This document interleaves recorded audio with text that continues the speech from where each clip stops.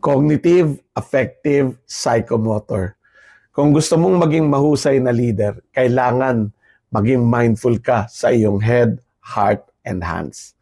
Your head pertains to knowledge. Ang quality ng iyong trabaho ay nagsisimula sa quality ng iyong pag-iisip. At ang quality ng iyong pag-iisip ay napapahusay ng mga bagay na patuloy mong natututunan. Kaya siguro sinabi ni John F. Kennedy na leadership and learning are indispensable to each other.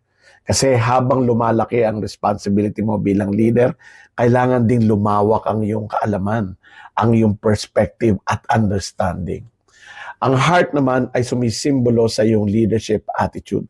At ang leadership attitude mo ay reflection ng iyong values. Ang values mo ang nagdidikta kung paano ka mamumuno. Isa ka bang leader na may integrity o wala? May empathy at malasakit sa bawat isa o wala? May accountability ka ba? May malinaw ka bang sense of purpose and direction o wala?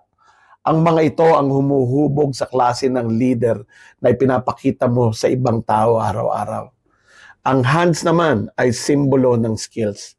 Leadership is a complex role at nangangailangan ito ng maraming kakayahan.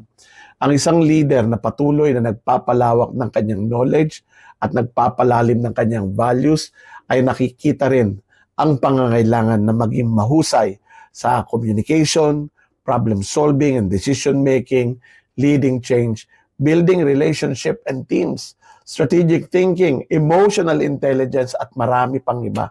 So habang lumalaki ang leadership responsibility mo, dapat lumalaki rin ang iyong leadership toolbox. Dumadami ang laman. So ang tanong ngayon bilang isang leader, namumuhunan ka ba para palaguin ang iyong pag-iisip, hubugin ang iyong leadership attitude, at pahusayin ang iyong leadership skills? Because before you can successfully help other people to grow, kailangan mo rin patuloy na alagaan at palaguin ang iyong leadership head, heart, and hands. Follow for more.